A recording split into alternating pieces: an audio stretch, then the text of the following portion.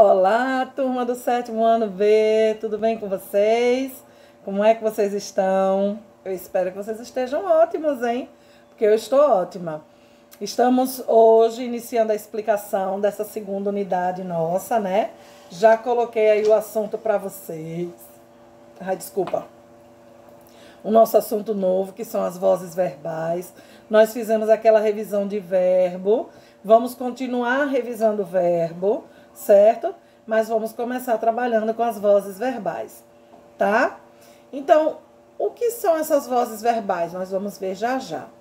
Mas hoje, eu estou assim, você vê que eu estou toda de coração, ó. Tô coração no brinco, coração na roupa, coração no anel, né? Por quê? Porque estamos entrando no mês de junho. E o mês de junho é o mês do amor, dos apaixonados, dos românticos inveterados, né?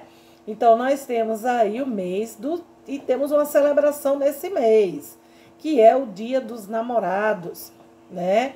Agora, no mês de junho, no dia 12, certo?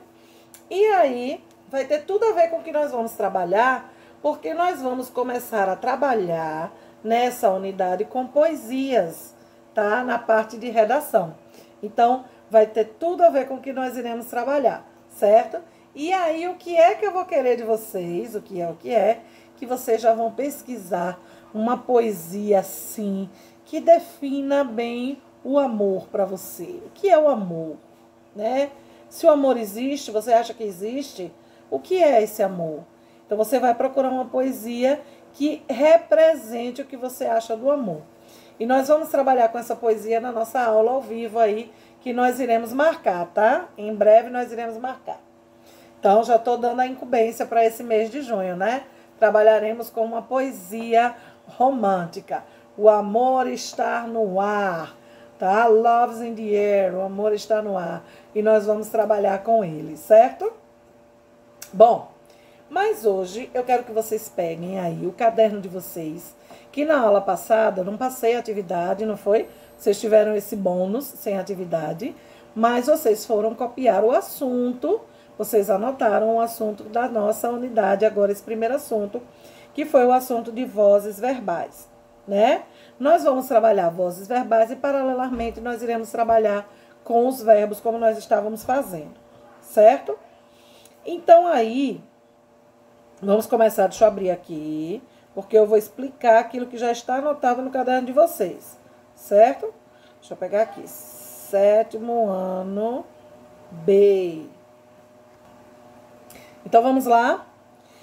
As vozes verbais são as vozes das frases, das orações. E o que quer dizer essas vozes, professora? Quer dizer que a frase fala? É quase isso, é o seguinte. As vozes verbais, na verdade, é a voz do verbo. Quando o verbo, né, ele tem um sujeito que realiza a ação do verbo, quando o sujeito da frase realiza a ação do verbo, dizemos que ali existe uma frase na voz ativa.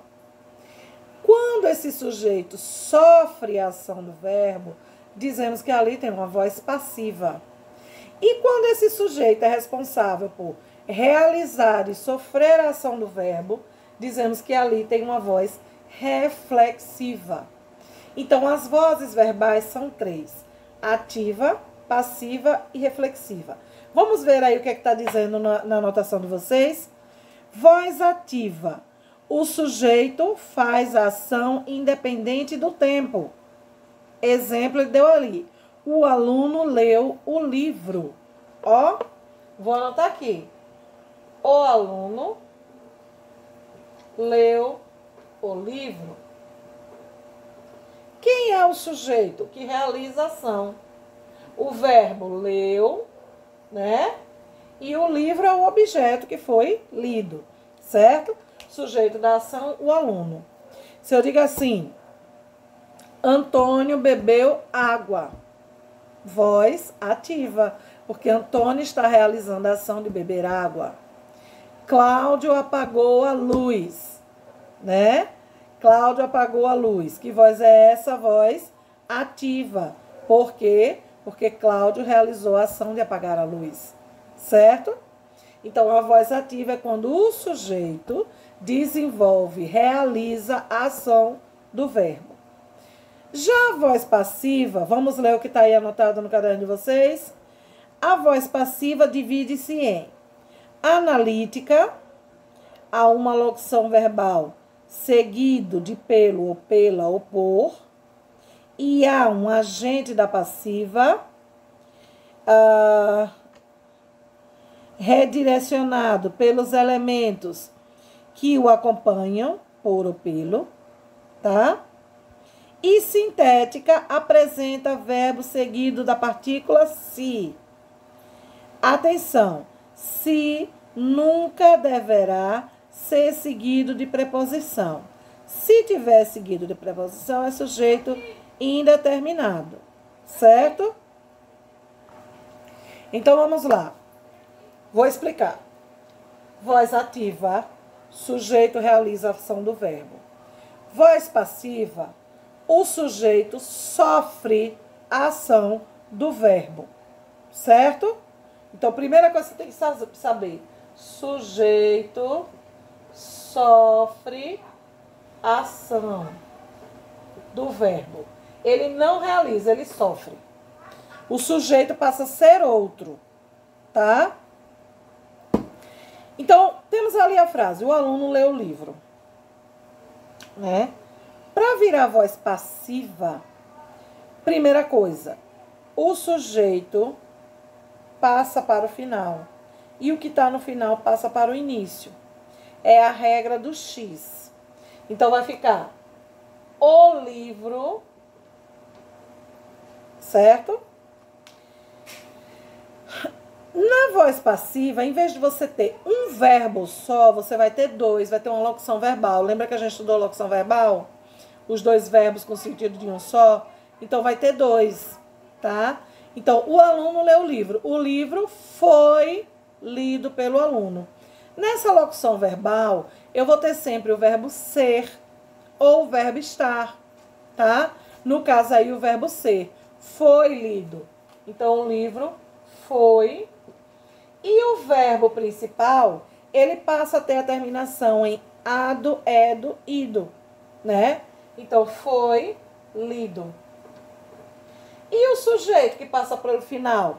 Vou colocar a preposição pelo e colocar aqui, ó, a palavra aluno. Se fosse a palavra aluna, seria pela. Mas como é a palavra aluno, vai ser pelo. Então, fica assim, ó. O livro foi lido pelo aluno. Certo? Veja, o que acontece? O sujeito agora passa a ser o livro. E ele sofre a ação do verbo. Ele não realiza a ação de ler mais. Não. Ele passa a ser lido. Então, ele sofre a ação do verbo. Por isso, essa frase está na voz passiva. Lembra que eu falei lá? Antônio bebeu água. Sabe como ficaria na voz passiva? A água foi bebida por Antônio. Tá? Então, quem é o sujeito agora? Água, né? E ela bebeu alguma coisa? Não, ela foi bebida. Então, ela passa a sofrer a ação do verbo. Eu disse lá que... Quem foi que apagou a luz? Esqueci a ordem. Cláudio. Cláudio apagou a luz. Como é que ficaria na voz passiva? A luz foi apagada por Cláudio, né? Então, foi a luz que realizou a ação de ser apagada? Não. Ela sofre a ação de ser apagada. Então, aí a voz é passiva também. Aqui já colocou a divisão da voz passiva, que a voz passiva se divide em duas. Passiva analítica e passiva sintética. Passiva analítica é quando eu coloco esses dois verbos, tá? O verbo ser ou estar, né? E o verbo principal terminado em ado, edo ou ido, tá? Só que existe uma outra voz passiva que é a passiva sintética, que é aquela que eu coloco apenas o se, tá? Nós não vamos vê-la agora não. Deixe ela guardadinha aí no caderno em stand-by. Nós vamos ver primeiro a analítica somente, tá? Depois a gente vai para a sintética. E a voz reflexiva? Vamos ler aí sobre a reflexiva. A voz reflexiva, olha lá. O sujeito faz e recebe a ação, ele próprio, tá? Ou seja, o sujeito faz a ação para ele mesmo. E aqui exemplo. O menino feriu-se. O menino feriu alguém. Quem? Ele mesmo.